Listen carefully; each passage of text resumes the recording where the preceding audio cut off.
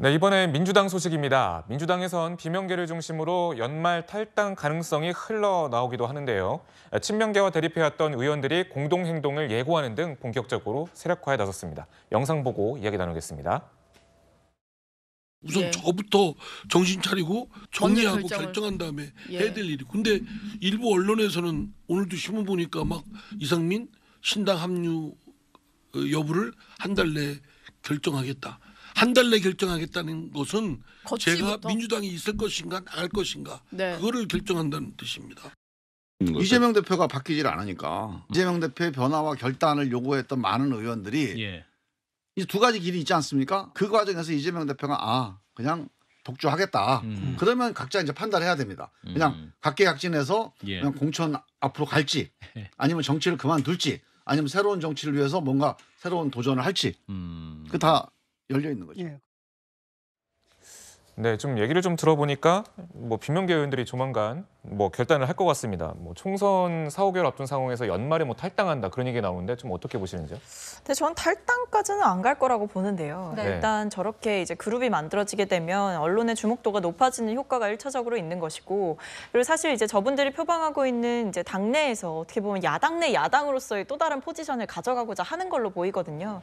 그러니까 그렇기 때문에 지금 보면 비명계라고 불러달라고 부르지 말고 혁신그룹이라고 불러달라 이런 말씀을 하고 계시더라고요. 그래서 결국에는 저 움직임 자체가 무언가 이제 본인들이 나가서 신당을 차리겠다 또는 민주당을 탈당하겠다라는 움직임의 가시화보다는 본인들이 이 당 안에서, 그러니까 민주당이라는 큰 당 안에서 본인들의 입지를 가져가려고 하는 노력이고, 동시에 민주당의 새로운 목소리, 신선한 목소리를 내므로써 본인의 정치적인 역할을 강화해 나가겠다. 저는 그런 의도를 읽히기 때문에 이준석 대표와 무언가를 할 것이다 또는 탈당해서 무소속으로 할 것이다 또는 새로운 당을 만들 것이다 이런 가능성보다는 민주당 내에서 일종의 노선 투쟁을 하고 있는 걸로 이해해 주시는 것이 더 바람직하다. 그렇기 때문에 비명계라는 그 이름보다는 혁신그룹이라고 불러달라라는 이 이야기를 계속해서 언론에다가 그 소속되신 의원님들이 하시는 게 아닌가 싶습니다. 결국에는 혁신그룹으로서 활동할 때 그리고 민주당 안에 있을 때 사실 저분들의 목소리가 힘이 실리는 거거든요.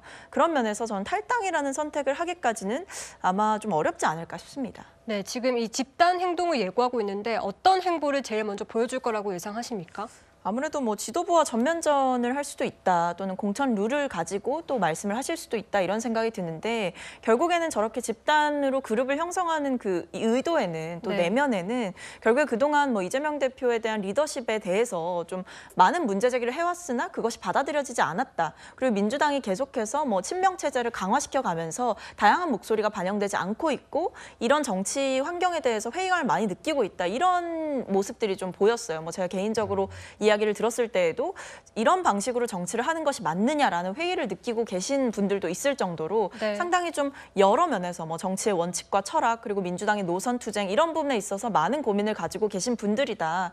그래서 저는 지도부가 지금 하고 있는 것에 대해서 지도부의 리더십 자체를 비판할 수도 있고, 또는 민주당이 사실상 다음 총선에서 도대체 어떤 아젠다를 갖고 싸울 것이냐, 우리는 민생 앞으로 가야 된다 이런 여러 가지 아이디어를 좀 던지는 그룹으로 갈 수도 있다 이렇게 봅니다. 네, 일단 박 전 최고위원님 탈당까지는 가지 않을 것이다라고 보고 있는데, 일각에서는 이준석 전 대표가 이제 비명계 의원들을 만났다라고 얘기를 했지 않습니까? 네. 그래서 이분들이 이제 이준석 당이 창당되면 그쪽으로 옮겨가는 것이 아니냐, 그런 관측이 나오는 것 같습니다. 네. 그러니까 저는 앞으로 비명계들이 어떤 선택을 할지는 이준석 당이 출범하느냐 그렇지 않느냐에 따라 상당히 좀 연동이 돼 있다고 보여집니다.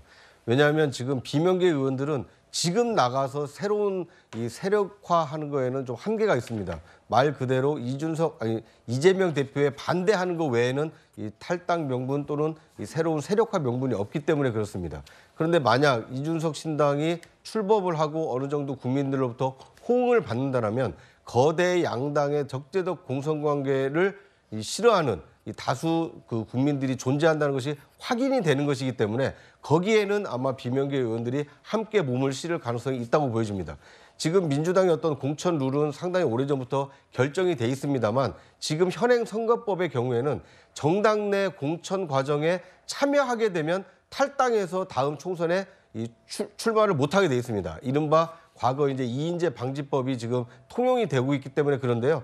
지금 비명계 의원들의 경우에는 공천 제도가 어떻게 운영이 되느냐 또는 불이익을 받느냐에 따라서 내년 총선에 출마할 수도 있고 출마가 봉쇄될 가능성도 있습니다. 그러다 보니까 비명계 의원들은 쇄신그룹이라는 이름으로 뭉쳐서 정계가 총선 전에 개편이 될 때 신당이 출연한다든지 제3세력이 또 만들어진다든지 이런 변화의 가능성에 개인적인 자격으로 참여하는 것이 아니라 쇄신 깃발을 들고 집단적으로 참여함으로써 다음 총선에서 이 당선 가능성을 높이려 할 가능성, 그러니까 새로운 선택지를 열려고 할 가능성이 있기 때문에 지금 비명계의 어떤 저런 그룹핑은 민주당 내에서 있을지 모르는 공천 학살이 지금 대비하고 있는 새로운 차선책을 대비하고 있는 것이다. 이렇게 보는 것이 합당한 분석이 아닐까 하는 생각이 듭니다. 네, 지금 비명계의 가장 큰 불만 중에 하나가 또 강성 지지층의 공격일 텐데요. 이 이재명 대표의 지지자들의 공격이 날이 갈수록 좀 수위가 높아지고 있자 이재명 대표가 경고에 나섰습니다. 직접 들어보시죠. 일부 당원들께서 우리 당에 대해서 걱정하는 건 좋은데 우리 의원들의 정상적인 지역 활동에 방해하거나 부적절한 플래카드를 개첩을 통해서 당의 신뢰를 저해하는 것에 대해서도 매우 잘못된 것이라고 지적드리고 싶습니다. 이러한 행위가 또다시 반복되면 당의 관련 기구를 통해서 엄중하게 처리하겠습니다. 제가 볼 때는 그 현수막에 나와 있는 9명을 순차적으로 다 찾아다니면서 시위를 하지 않을까 싶습니다. 근본적으로는 개딸과의 단절 이 문제거든요. 이거를 홍익표 원내대표가 할 수 있는 영역은 아닙니다. 이것은 극단적 혐오 정치의 수혜자라고 보여지는 이재명 당대표가 할 수 있는 일이고요. 네, 지금 비명계에서는 이보다 더 나아간 더 구체적인 제안을 요구하고 있는데 이 개딸과의 단절 가능할 거라고 보십니까? 이거는 이제 이재명 대표가 이게 풀어야 됩니다. 이재명 대표가 이게 그 개딸들에게 뭐 말을 하죠.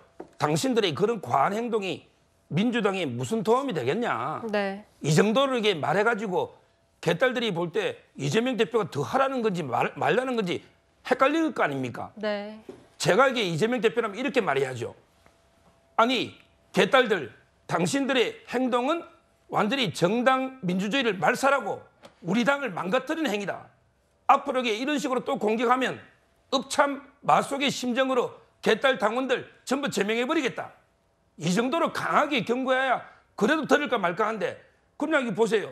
이런 과한 행동이 민주당에 무슨 도움이 되겠습니까? 이 정도로 약하게 이건 오히려 저는 더 부추기는 게 아닌가. 좀 더 이재명 대표가 더 강하게 개딸들을 경고하면서 실제 제명으로 행동으로 보여줘야 된다. 그래야 이게 민주당의 민주주의가 살아난다 봅니다. 네, 알겠습니다.